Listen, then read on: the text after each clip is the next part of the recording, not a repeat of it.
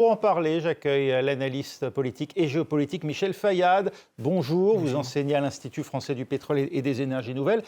Lorsqu'un pays, la Chine en l'occurrence, extrait près des 3/4 des terres rares à travers la planète et raffine 90%, soit la quasi-totalité de la production mondiale, peut-on encore proposer une alternative? Alternative, ça va être très, très compliqué, mais au moins se souder les coudes tous ensemble, les Européens, les Américains, les Japonais, c'est obligatoire en réalité. Vous savez, aujourd'hui, les États-Unis sont dépendants vis-à-vis de la Chine à hauteur de 80% et l'Europe à 98%. Donc en réalité, si on ne se met pas ensemble, Européens, Américains et Japonais, alors c'est fini en fait. Ça veut dire quoi? Ça veut dire que la Chine pourrait demain nous priver tout simplement d'approvisionnement dans des ressources stratégiques pour nos industries, notamment de la défense, ou bien que nous ne sommes plus maîtres du prix auquel nous achetons? Les deux, parce qu'en fait, non seulement par rapport au prix, puisque c'est eux qui possèdent l'essentiel du métal et du métal raffiné également, mais aussi parce qu'ils ont déjà utilisé les terres rares comme arme géopolitique à l'époque contre le Japon, il y a quelques années, au moment du conflit sur les îles, vous savez, pour lesquelles les deux pays se battaient, eh bien, ça avait fait plier le Japon. Le Japon avait s'était rendu compte d'un coup comme quoi il était très dépendant et que les États-Unis étaient capables de l'utiliser comme arme contre le Japon. En réalité, vous savez, les terres rares, pendant longtemps, ont été une question un peu industrielle. Aujourd'hui, c'est vraiment une question géopolitique et elle peut être utilisée par rapport au prix et par rapport comme arme, comme je le dis.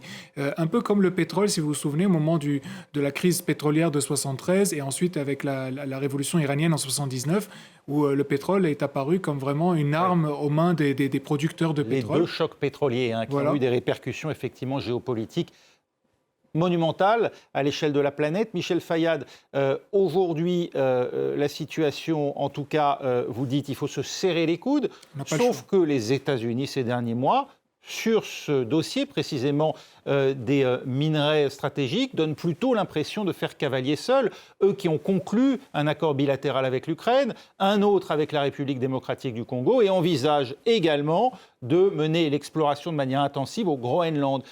Quelle part du gâteau, d'une certaine manière, quelle possibilité laisse-t-il à l'Europe et au Japon en termes de coopération? N'est-ce pas tout simplement une vassalisation auprès d'un nouveau fournisseur qui ne serait plus la Chine mais les États-Unis demain? Je pense que c'est plus complexe que ça parce que les Américains ont un problème même sur leur propre sol. Vous savez qu'ils ont des réserves de terres rares sur leur propre sol et elles ne sont pas exploitées par des Américains. Finalement, le produit va en Chine.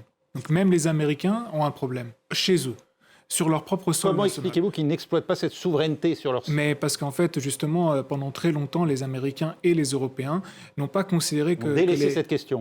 Toute la question des métaux, vous savez, on réfléchissait de manière l'environnement, l'écologie, etc., en oubliant une chose, c'est que sans métaux, il n'y a pas de transition énergétique. Donc en fait, il y avait une certaine... ou hypocrisie ou méconnaissance du dossier, du fait que vraiment les métaux sont liés à cette écologie qu'on veut, une écologie verte. Le réveil en la matière, on le doit à Donald Trump, d'après vous, qui, le premier tout de même en Occident, a brisé cette union sacrée autour de l'écologie, née notamment des accords de Paris de 2015? Oui, je pense qu'aux États-Unis et en Europe, entre guillemets, c'est Donald Trump qui a été le premier lors de son premier mandat à se réveiller sur cette question. Mais il y a, comme je l'ai dit tout à l'heure, quand même le Japon qui s'était réveillé quelques années avant l'élection de Donald Trump, je crois que c'était en 2010, où justement, ayant eu à faire face à ce blocus des terres rares de la part de la Chine, s'était réveillé de fait par ce qu'il avait subi. Donc aujourd'hui, c'est vrai que Donald Trump remet cette question au premier plan et ça, c'est une chose très bonne. Maintenant, nous, en tant qu'Européens, on a quand même un rôle à jouer parce que les Britanniques ont énormément de sociétés minières, ce que n'ont pas forcément les Américains. Nous, en France, on a des petits joueurs, Eramet, et puis même sur notre sol national, on a par exemple le groupe Arverne qui est en Alsace, qui développe le lithium et la géothermie. Et on a quelques autres petites sociétés, mais on a aussi quelques brevets pour le recyclage. Parce que autant on a perdu la main par rapport à l'exploitation minière et au raffinage, autant pour le recyclage, on a peut-être encore quelque chose à jouer en tant qu'Européens, parce qu'on a quelques brevets. Les États-Unis, les Australiens, les géants de l'industrie minière sont prêts à nous intégrer, d'après vous, dans une espèce de continuum occidental? Avec Il s'acquiesce à la Chine? Oui, l'Australie, ça va être compliqué honnêtement parce que la plupart des mines présentes sur le sol australien sont déjà contrôlées soit directement, soit indirectement par les Chinois. Il y a énormément de sociétés australiennes, singapouriennes présentes sur le sol australien, mais qui en réalité sont détenues par des actionnaires chinois.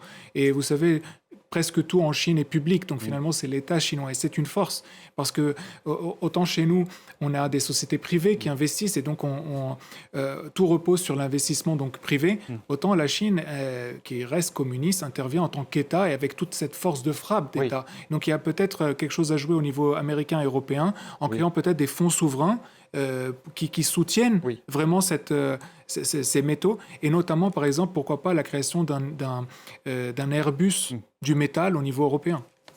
Au niveau européen, mais les Américains eux, veulent un partenariat transatlantique. Mais ils n'ont pas la compétence technique. Donc vous dites on n'est pas en train d'échanger une dépendance à la Chine par une autre aux États-Unis. Disons que les Américains essayent de signer des contrats, comme vous l'avez dit, avec l'Ukraine, avec le Groenland, etc. Mais ils n'ont plus ces sociétés américaines capables de faire vraiment du travail minier. Autrefois, ils avaient une histoire minière, les Américains, mais ils l'ont petit à petit abandonné. Vous évoquiez, en dernière question, l'impact environnemental. Est-ce qu'on peut réellement le mettre de côté et considérer qu'il faut absolument aller à cette course vers les minerais ? Écoutez, c'est vraiment la question clé parce qu'on est obligé de passer à moins de pollution, mais en même temps, sans métaux, on ne pourra pas arriver à une écologie verte. Merci beaucoup, c'est un dilemme en tout cas. Michel Fayad, analyste politique et géopolitique, enseignant à l'Institut français du pétrole et des énergies nouvelles.